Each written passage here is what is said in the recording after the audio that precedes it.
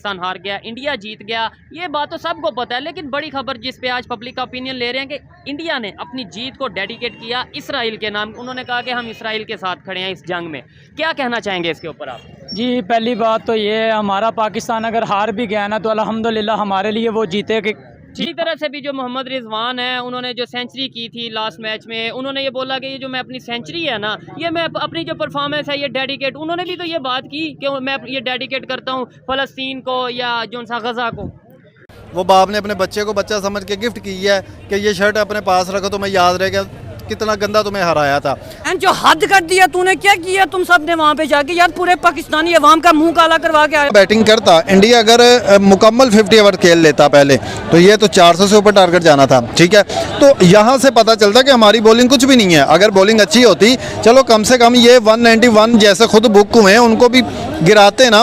4 साल बाद नतीजा हमें ये मिला है। ये जो मैंने शर्ट पहनी हुई है ना, इस पे सिर्फ ये सब सितारा बना हुआ है। अगर खाली ये क्रिकेट की शर्ट होती ना, उतार के आग लगा देता है इसको मैं। जज्बा है। अच्छा, हम अपने जज्बे को यकीन करो, प्लस वो इसराइल के अमेरिका पे साथ उड़ा लेंगे। अमेरिका के कहने पे तो हम यहाँ पे चल रहे हैं, आप कह रहे हैं साथ खड़े तो हैं। नहीं खड़े, ऐसे थोड़ी खड़े होने जैसे अमेरिका ने बैड़ी बेड़ा भेजा, ऐसे सऊदी को चाहिए था भेजता, पाकिस्तान को चाहिए था अपनी फौज भेजता। हमारा मस्जिद है, ये इनकी गैरत मर गई है सब मुसलमानों की, हमारे समेत। हमारा रोना निकल जाता, खुदा की कसम हमारा रोना निकल जाता है कि हमारे बच्चे मर रहे हैं, बच्चे मर रहे हैं। जितने भी हैं, ठीक है, तमाम हम जो हैं फ़लस्तीन के साथ हैं और हम चाहते हैं कि हम फ़लस्तीन जाना भी चाहते हैं इधर से। अगर हमें को ले जाए तो हम लड़ने के लिए भी तैयार हैं, मरने के लिए भी तैयार नहीं हैं। तो वैसे तो बड़ी तादाद में जो उनसे वो डंकी लगा के चले जाते हैं, लेकिन यहाँ से जब फ़लस्तीन जाना है, जब आप इस्लाम के नाम पे या इस तरीके से कह रहे हैं, तब हम कहते हैं कि भाई कोई ले जाए। वैसे हम जाते हैं यूरोप तो डंकी लगा। बाबर आजम ने शर्ट ली है, ठीक है, क्या नाम है, शदाब लेके आएगा, जुराबें लेके आएगा, उसके बाद इमाम उल हक क्या नाम है भाई, तू अंडरवे भी उठा के ले आना, ठीक है। और क्या बोल क्या सकते हैं यार। हमेशा बाबर और विराट का कंपैरिजन होता है, लेकिन बाबर बिल्कुल विराट के करीब नहीं है। अगर आप बाबर की सिर्फ टेक्निक देख लें और विराट की, मुझे तो आज तक समझ नहीं कि बाबर को विराट से कंपेयर कैसे करते हैं। वो 100 सेंचुरी बना के बैठा हुआ है, तो फैन उसका क्या, उसका तो हर एक फैन होना, हर मेरा वीज़ा लगवा दें, अल्हम्दुलिल्लाह जान भी दे दूंगा उधर। इस जान का क्या फ़ायदा जब हमारे मुसलमान के भाई के काम ही नहीं आना, फिर इस जान का कोई फ़ायदा नहीं है। वैसे तो इधर पाकिस्तान में भी बड़े मुसलमान बेरोजगारी से मार रहे हैं, उन्होंने परेशानी से मार रहे हैं, गुर्बत से मार रहे हैं। हाँ, उन्होंने मैच कर दिया ना भी, हाँ उनके नाम है हमारा मैच। इंडिया ने जो जीता है, उन्होंने कहा जी मैं उन पे कुर्बान कर देता हूँ मैच, डेडिकेट कर देता। मेरी जो औकात है ना, जितनी दोनों टीमें बैलेंस हो जाएंगी, फिर इक्वल हो जाएगा।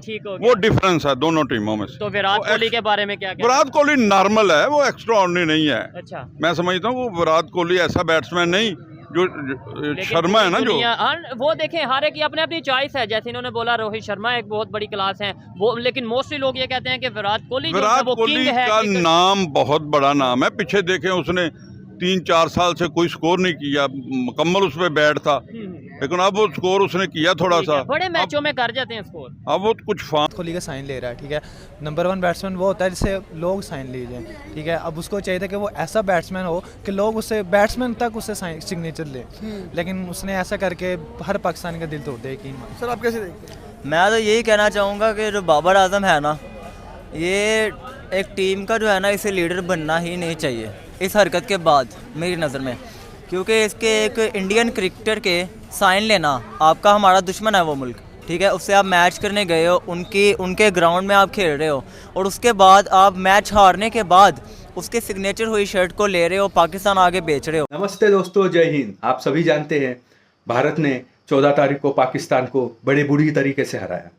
आप जानते हैं भारत की ये बहुत बड़ी जीत है ओवर द पाकिस्तान, और पाकिस्तान की बहुत बड़ी हार भी। और उसके बाद पाकिस्तान में जो बौखलाहट चालू हुई वो आज भी रुकने का नाम नहीं ले रही है। भारत की सबसे बड़ी जीत के बाद भारत की जो जनता है, उन्होंने इस जीत को इजराइल को समर्पित किया। उसके बाद क्या होना था, इजराइल के जो फॉरेन मिनिस्टर हैं, उन्होंने भी इस जीत को अपनी जीत मानते हुए पाकिस्तान पर तंज कसा कि उनके सो कॉल्ड स्टार कहने जाने वाले प्लेयर रिजवान, जिन्होंने पिछली जो सेंचुरी थी वो गाज़ा के नाम की थी, तो क्या इस बार ये जो सबसे बड़ी जो हार हुई है, इसे क्या वो हमास के नाम करेंगे? और उसके बाद क्या था, पाकिस्तान को जो मिर्च लगी है, क्या ही बताओ दोस्तों। आप इस वीडियो को पूरा देखिए, आप खुद समझ जाएंगे। और बहुत बहुत शुक्रिया आप यहाँ पे जुड़ने के लिए। मैं आपसे मिलता हूँ वीडियो के एंड में। बैटिंग करता इंडिया अगर मुकम्मल 50 ओवर खेल लेता पहले तो ये तो 400 से ऊपर टारगेट जाना था, ठीक है। तो यहाँ से पता चलता कि हमारी बॉलिंग कुछ भी नहीं है। अगर बॉलिंग अच्छी होती, चलो कम से कम ये 191 जैसे खुद बुक हुए हैं उनको भी गिराते ना। 4 साल बाद नतीजा हमें ये मिला है कि नसीम शाह इंजर्ड है, इमामुल हक का बल्ला नहीं चला, बाबर और रिजवान ने रनजे किए हैं, बाकी प्लेयरों को मोशन लगे हैं। ये 4 साल का नतीजा है जी, 7 लाख महीने का ले रहे हैं और लानत तुम्हारी शक्ल। तो साइन करवा के लेके आइए, वो उसे बेचेगा, यहाँ पे शादी करेगा, ठीक है, उसे बेच के यार और जो हम तेरी मदद करेंगे, यहाँ पे एक चादर डाल के बैठ जाना है, ठीक है। सारे इस पूरी मार्केट के तुझे हम बोलेंगे कि भाई उधर बैठा हुआ है एक बंदा पैसे मांगने वाला। दो फखर जमा इंडिया के खिलाफ अच्छा खेलता है, उसको खिलाना चाहिए था।